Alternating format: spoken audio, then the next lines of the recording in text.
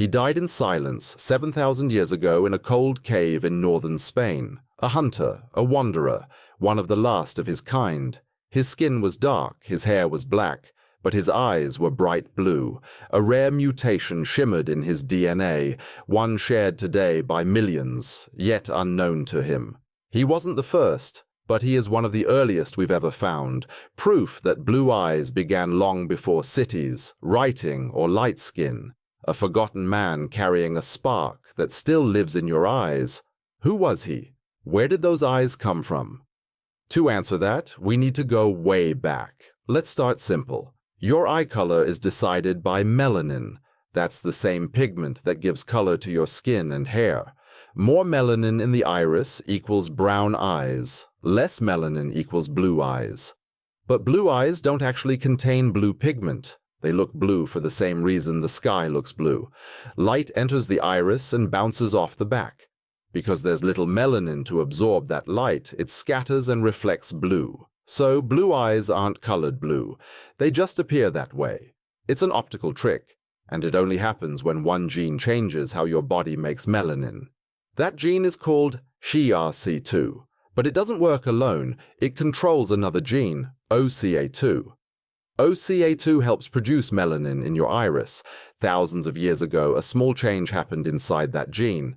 This tiny mutation turns down the activity of OCA2. Less melanin is made in the iris, and just like that, blue eyes appear. This mutation is recessive. You need one copy from each parent for your eyes to be blue.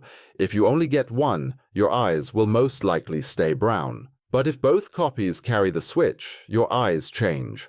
Somewhere between 6,000 and 1,000 years ago, a tiny mutation appeared in a single human. Not in a city, not in a kingdom, but in a small scattered group of hunter-gatherers living in the forests near the northern shores of the Black Sea in what is now Ukraine or southern Russia. It was the Mesolithic era. The Ice Age had ended. The glaciers had melted. Europe was green again, wild, cold, and full of life.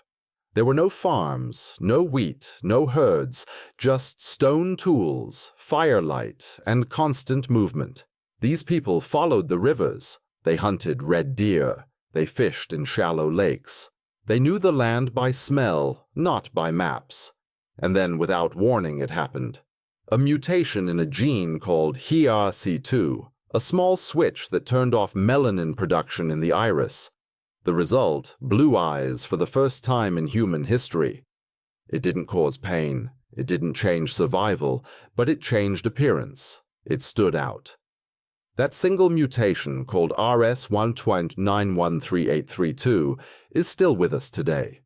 Every person with blue eyes from Scandinavia to South Asia, from Irish villages to American suburbs, carries this exact same change. It didn't happen more than once. It didn't evolve separately in different places. One person, one genetic event.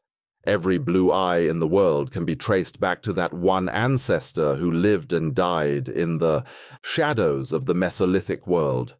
Their name is lost, but their legacy, you may be carrying it right now in your eyes.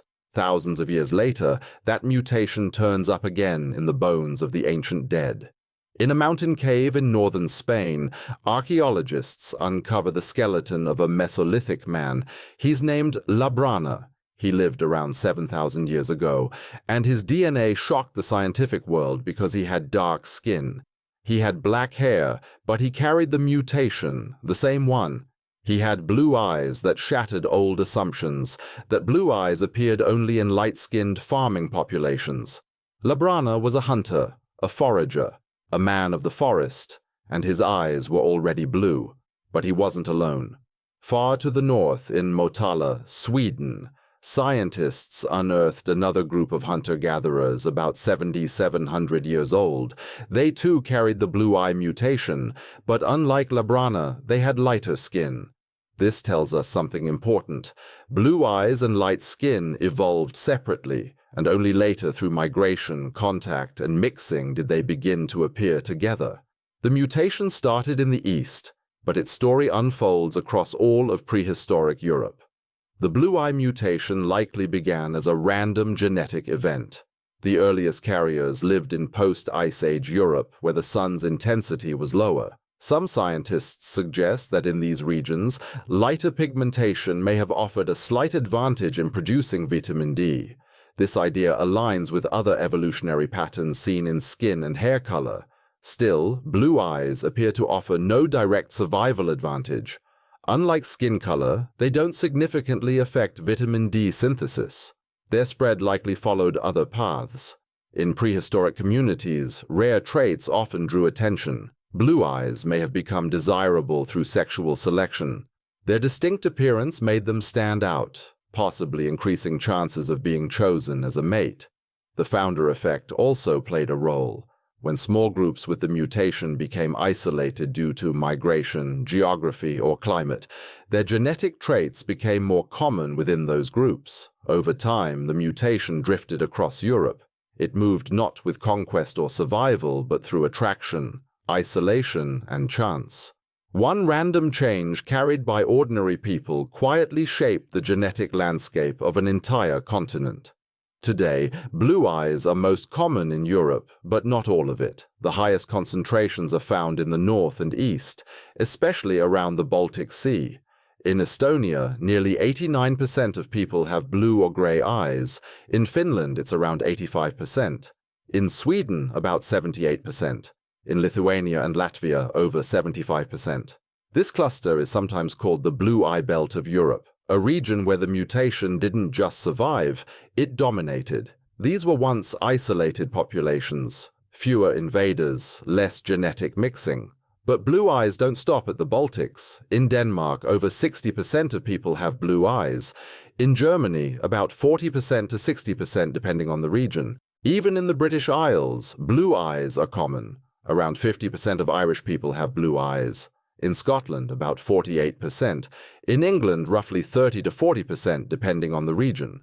But as you move south, the numbers drop. In Spain, only about 16% of people have blue eyes. In Italy, around 14%. In Greece, less than 10%. This mirrors ancient migrations. Southern Europe saw more influence from Neolithic farmers from the Near East, and later from North African and Middle Eastern empires. These groups brought brown-eyed dominant genes with them. Blue eyes are rarer in Asia, the Middle East, and Africa, but they're not absent in parts of Afghanistan and northern Pakistan. Small pockets of people have blue or green eyes, likely from ancient Indo-European mixing. Among some Ashkenazi Jewish populations, blue eyes are more frequent, likely due to European ancestry. In North Africa, especially among Berber and Tuareg groups, blue or green eyes occasionally appear, likely due to historical contact with Europe. Today, global migration has carried the blue eye gene to every continent. In the United States, about 27% of people have blue eyes, down from nearly 50% in the early 20th century. In Australia and Canada, blue eyes are still common, especially among people of Northern European descent. In South America, South Africa, and parts of the Middle East, blue eyes appear in mixed populations. Blue eyes are more than a color. They're a trace of deep human history, a silent mutation that began with one person and traveled through time to reach you. This isn't just about genetics. It's about who we are, where we come from, and how a single strand of DNA can connect millions of people. If this story sparked your curiosity, don't forget to like, comment, and share this video and explore more.